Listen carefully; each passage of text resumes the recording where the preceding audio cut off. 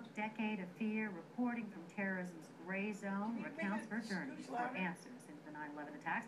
She traveled to Syria, Somalia, the mountains of Pakistan, and even inside the infamous Guantanamo Bay prison.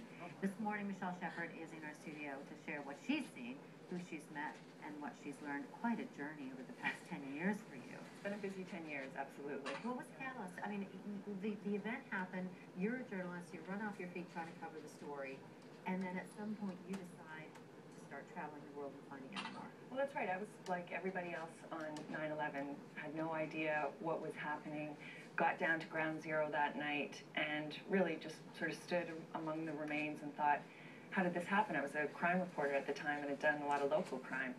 So I was really lucky at the Star that they gave me this long leash that I was able to travel the world and put the pieces together. So to go to places like Yemen and Somalia and Pakistan and see how that affects security here at home.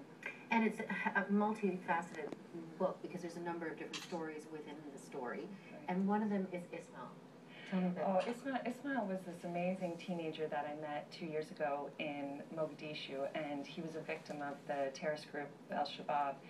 He refused to join, and they cut off his hand and his foot, and he was just one of those stories that you get in your career that he just broke my heart.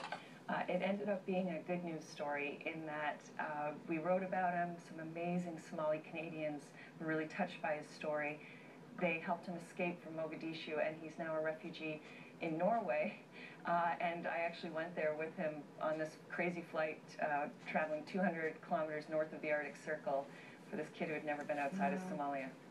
Tell me about, in your journey, how destabilized some of these areas were, because the event that destabilized us, you know, you went to the root of some of these terrorist hubs, and you found that they were less stable than what you had expected to find. Well, absolutely. I mean, I think it's important to look globally at this issue, and so often the solutions that we had for this, or the supposed solutions, the counterterrorism methods, were looked at through Western eyes. Well, when you go and you actually spend some time in Mogadishu or in Sana'a, Yemen, and you try and understand the problem from that sense, you start to really see the root causes of terrorism. And unfortunately, I think because we've had a decade of this politics of fear, but you understand, looking at these images again of 9/11, how fearful a time it was. But unfortunately, I think that guided a lot of our policies. And because of that, I would say a lot of the counterterrorism policies we had actually made us more unstable and didn't bring security. So I really hope in the next decade we rethink the way that we look at this problem. Tell me how you came to that conclusion. I mean, some of the people that you met, we talked about Ismail, but some of the other people, the former ISI director, Khalid Khawaja, to Hassan Dahir Awais, if I'm pronouncing that correctly. Yes, well, these were some of the people that I had the privilege of interviewing. Khalid Khawaja, you mentioned, we saw the picture of there. He was somebody, he's just one of those figures in Pakistan that seems to walk that line between friend and foe. A few years after I interviewed him, he was actually kidnapped and killed. Hassan Dahir Awais was a commander who I interviewed, a warlord essentially, in 2006, and now he's leader of a Somali terrorist group. You know, when you ask how the policies have changed over the years and what happens in these countries, one of the things I did learn was that, you know, we had so many missed opportunities, and Somalia was one of those. I think the group that we saw there now was part because we weren't paying attention to the problem a few years ago. Tell me how you got access to these people, because as a Western, you know, reporter just arriving and you get access to a warlord, what was his attitude, or what was their attitude really collectively toward you in the beginning? Well, it's funny, some of these interviews I was asking myself the same question, you know, sitting down with someone like this.